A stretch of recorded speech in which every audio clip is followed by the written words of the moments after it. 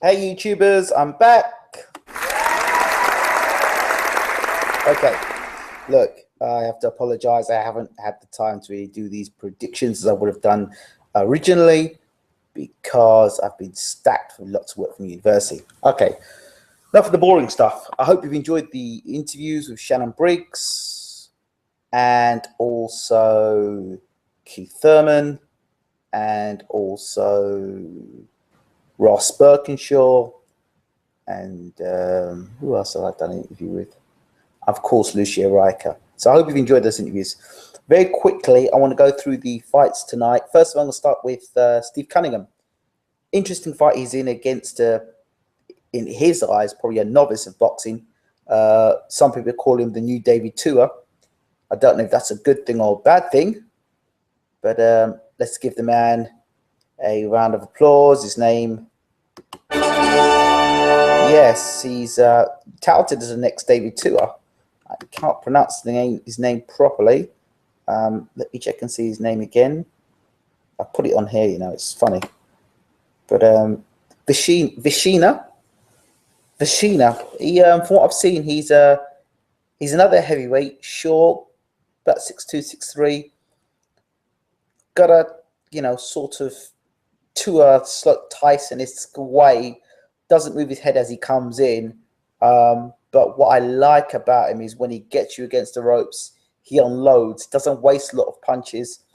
His danger punches are his left hook and his right uppercut. If he catches in those two punches, are lethal. The things I do like about him, he works the body well when he gets you against the ropes, and he's patient. And so far in his career, I don't believe he's gone 12 rounds.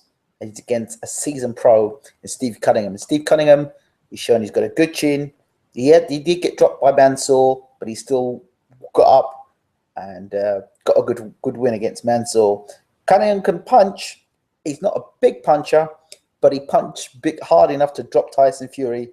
So you've got to say he's a respectable puncher, and he's got great pedigree.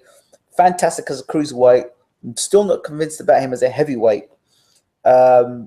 Basically, for Cunningham, he's got to stay in the center of the ring and keep Visinia at bay and pop him with shots as he comes in and discourage the younger man and the less experienced man. For Visinia, he's going to get inside. He's going to bully Cunningham earlier, get him to the ropes, work the body, and bring that uppercut and left hook in early. He's got to hurt Cunningham early and keep Cunningham on the back foot. I suspect Visinia is the physically stronger of the two. If I'm going to go with this fight, I'm going to go with Visinia early, inside the first 4 or 5 rounds.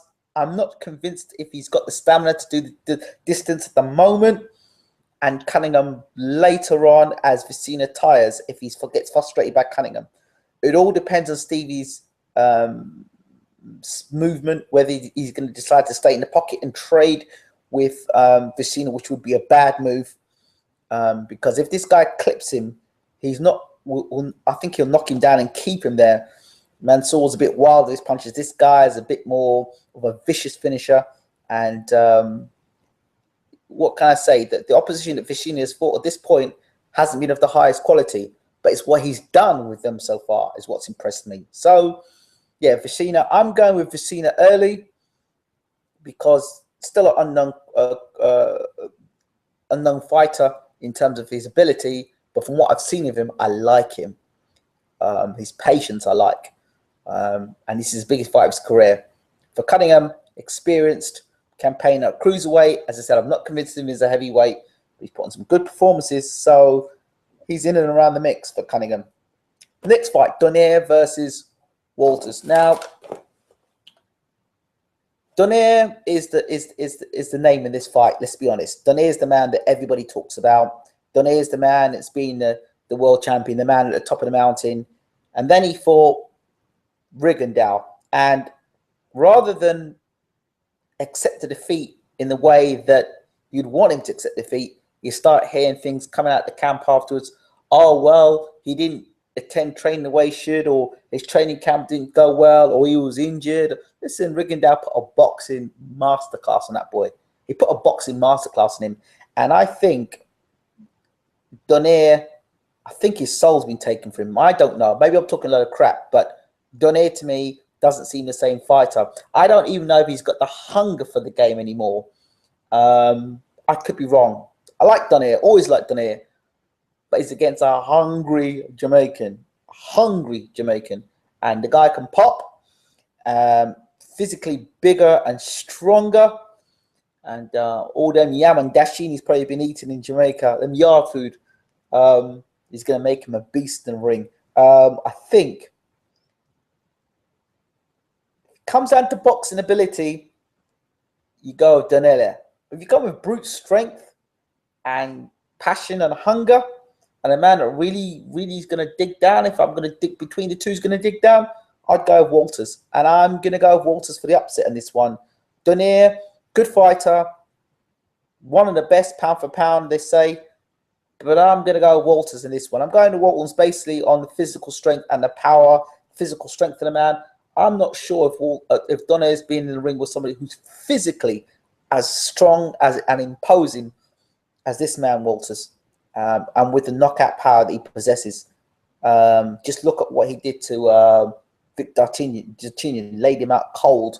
If that left hook catches Donaire, I think Donaire could be in a lot of trouble. Donaire punches well himself. Let's not forget Donaire can punch as well. I think both guys may start cautiously, but I'm going with Walters to cause the upset tonight. In terms of course, I've got to say again, Donaire is the better fighter, and I do believe that if Walters makes mistakes, Donaire is a world-class fighter that can capitalize on it. But like I said before, physical strength. I'm not going with technical ability. This one I'm going physical strength and heart. And I think that Walters has got a bigger heart than Donaire. Just a feeling. I could be completely wrong. So I'm going with Walters to cause the shock upset in this one.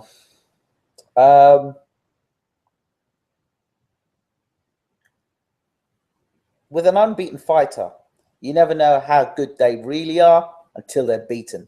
And that's why I'm going to go Walters, because he may have, as champion, that little bit more. He may have that little bit more in the tank for the fight. And we may not have seen the best of him yet. I think we've seen the best of Donaire. The next fight, Rubio versus GGG.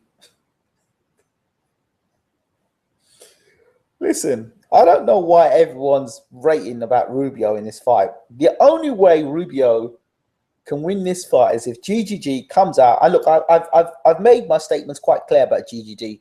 A great offensive fighter in terms of his punch power. His punch power is second to none. But you know, he's still.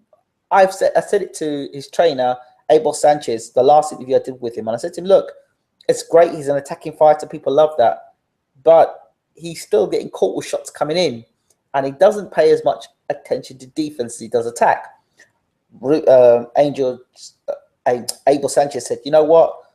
We appreciate that, but at the same time, we're not gonna. It's not broken, so we're not gonna fix it." So, for me, Rubio's been knocked out before. It's not like Rubio hasn't been knocked out before, and he's been knocked out cold. He's been knocked out cold, bang, against guys who don't punch as hard as GGG, right? GGG is stopping people that don't get stopped. Rubio is going to get knocked out. I'll tell you how he's going to get knocked out. He's going to get knocked out trying to be brave. He's going to get knocked out trying to have a go.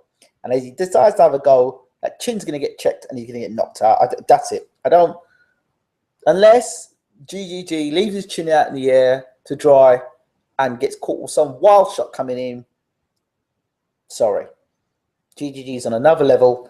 I'm looking for GGG to end this fight inside 6. It could end inside 4 because Rubio come and GGG knows ever says it's his toughest test to date. I don't think Rubio is the man to bring the test. I think Rubio is just there to make GGG look spectacular, and I believe GGG will look spectacular, and he will knock Rubio out. That's it. It's not going to points, and I don't see this fight going past the halfway point. GG is going to want to put a performance in. So those are my thoughts on tonight's fights. think that's about it, really. Yeah, I was going to add something else as well.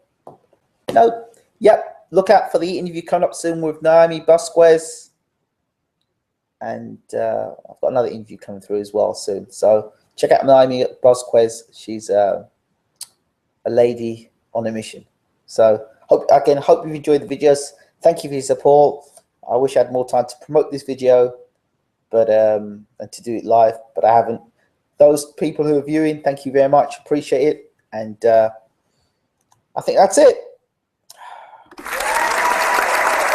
Thank you. Thanks for watching. Take care. Bye-bye.